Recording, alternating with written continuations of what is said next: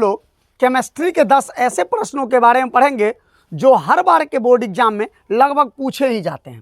पहला प्रश्न है, शरीर में भोजन का पचना किस प्रकार की रासायनिक अभिक्रिया है?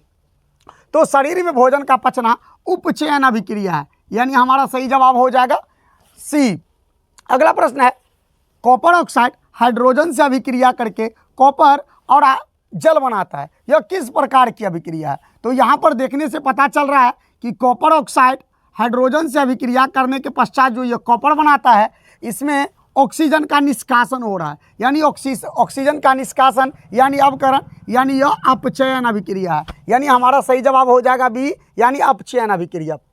अगला प्रश्न है, किस रासायनिक अभिक्रिया में अभिकारक अपने मूलकों का विनिमय करता है? मूलकों का विनिमय करना माने मूलकों का विनिमय वैसी रासायनिक अभिक्रिया जिसमें अभिकारक अपने मूलकों के विनिमय से नए पदार्थ का निर्माण करता है, उसको हम लोग कहते हैं उभय विस्थापन अभिक्रिया या द्विविस्थापन अभिक्रिया। उभय विस्थापन अभिक्रिया को ही हम लोग कहते हैं द्विविस्थापन अभिक्रिया, यानी हमारा सही जवाब हो जाएगा सी, यानी उभय विस्थापन अभिक्रिया। अगला प्रश्न है, लोहा कॉपर सल्फेट से अभिक्रिया करके लौह सल्फेट और कॉपर बनाता है, यह किस प्रकार की अभिक्रिया है?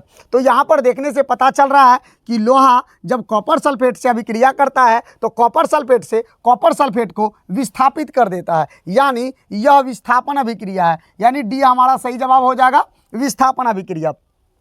नेक्स्ट प्रश्न है, उदासीन विलयन का पीएच मान होता है, तो उदासीन विलयन का पीएच मान 7 होता है और अम्लीय विलयन का पीएच मान 7 से कम और क्षारीय विलयन का पीएच मान 7 से अधिक होता है।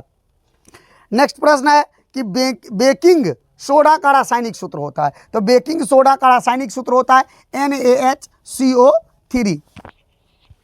अगला प्रश्न है, नीला थोथा का रासायनिक सूत्र होता है, तो नीला थोथा का रासायनिक सूत्र होता है Na2CO3 × 5H2O, यानी हमारा सही जवाब हो जाएगा